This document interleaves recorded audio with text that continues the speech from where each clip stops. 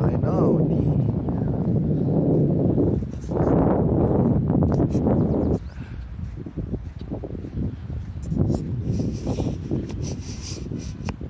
เหมือนทะเลเลยนะครับเป็น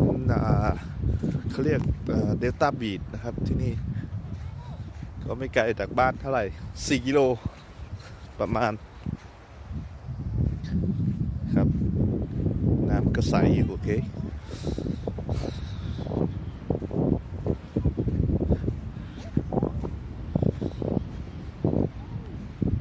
นี่ครับช่วงสโนว์ก็จะมีคนมาตกไอฟิชชิ่งที่นี่นะครับ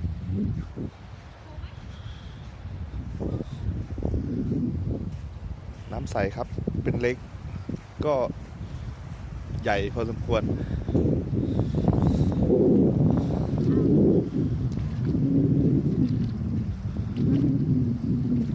ว้าว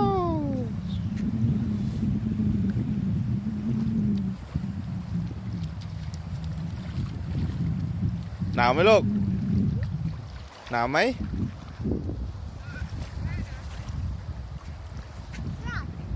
What's that? A frog. No frog.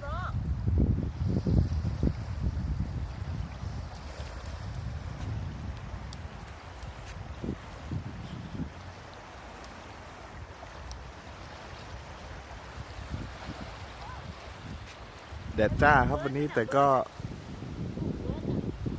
หนาวอยู่ครับ มีลมอันนี้เป็นบ้านริมบ้านตากอากาศริมนั่นนะครับริมแซนริมบีช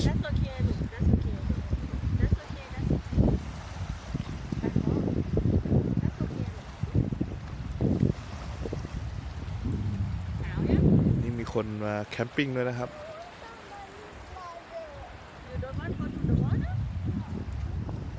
หนาวไปเดินไปทางนี้ใช้ถือรองเท้าไปให้ด้วยไปกับแม่พาไปดูฟล็อกเมื่อกี้แม่เห็นเขาไปเก็บฟล็อกตรงนู้นกันโอเคนี่มาเดินกับบอสตอนน้อยๆหน่อยหน้าอะไรน่ะลูกหน้าอะไรน่ะ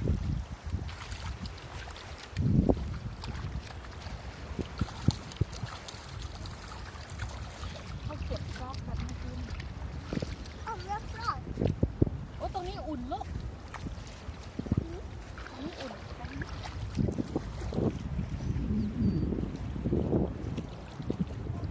ไม่ได้มานานนะครับก็ทำดีหมดเลยนะครับมีสนามเด็กเล่น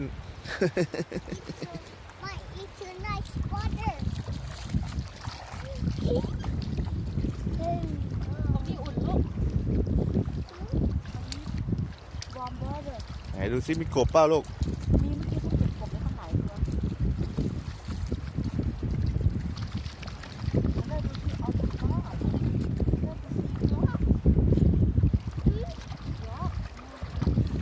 นี่ไงนี่ไงนี่ไงนี่ไง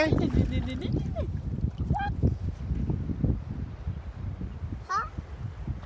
ไม่ให้เธอได้จับหน่อยให้เธอจับหน่อย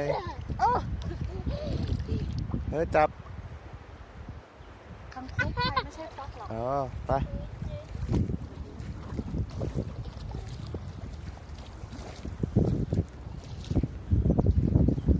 กบเหรอนั่นน่ะไม่ใช่ฟล็อกหลังมันเป็นตุ่มๆเหมือนคังคกเหรอ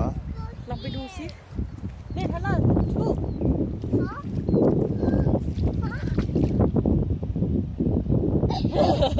นุ่นวันมอน้อยครับ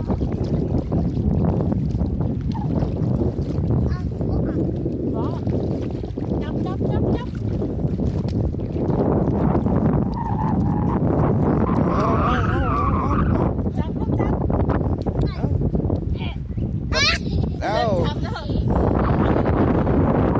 ับปล่อยน้ำแล้วลูก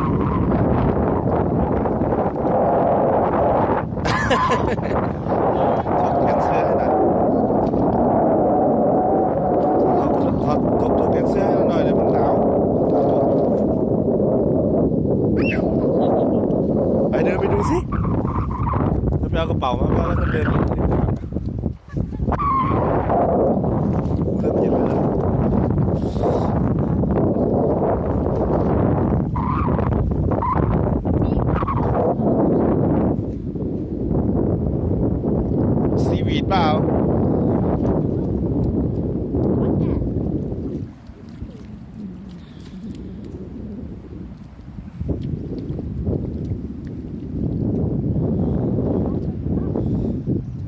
อันนี้เขาเรียกดากเล็กดากต้าบีชมันนิทูบาเล็กเหมือนทะเลแหละครับ